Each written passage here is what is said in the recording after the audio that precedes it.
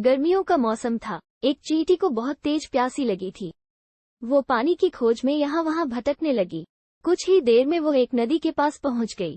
वो नदी पानी से भरा था, लेकिन चींटी सीधे उस नदी में नहीं जा सकती थी। इस वजह से वो एक छोटे से पत्थर पर चढ़ गई और वहीं से झुककर नदी का पानी पीने की कोशिश करने लगी। जैसे ही चींटी पानी पीने के लिए नीचे की तरफ झुकी, वो नदी में गिर पड़ी। उसी नदी के किनारे एक पेड़ पर बैठा कबूतर ये सब देख रहा था। उसे चींटी की हालत पर दया आ गई और उस कबूतर ने चींटी को बचाने की योजना बनाई। उसने जल्दी से पेड़ की डाली से एक पत्ता तोड़कर नदी के पानी में बह रही चींटी के पास फेंक दिया। चींटी उस पत्ते पर चढ़कर बैठ गई और जब वो पत्ता नदी के किनारे पहुंचा तो वो पत्ते से कूदकर जमीन पर आ गई। चींटी ने अपनी जान बचाने के लिए कबूतर को धन्यवाद किया और वहां से चली गई। कुछ दिनों के बाद उसी नदी के किनारे एक शिकारी आया।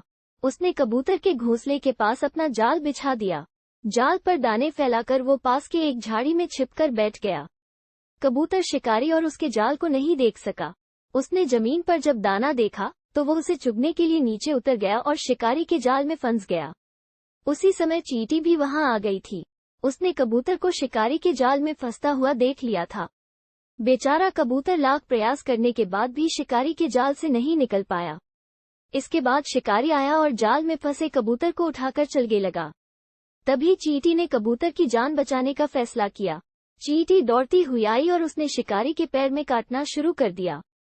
चींटी के काटने के कारण शिकारी को बहुत तेज दर्द होने लगा। उसने जाल को नीचे फेंक दिया और अपना पैर साफ करने लगा।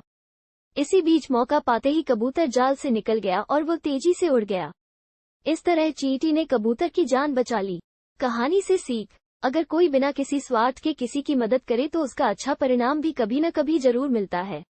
अच्छे व्यक्ति के साथ हमेशा अच्छा ही होता है।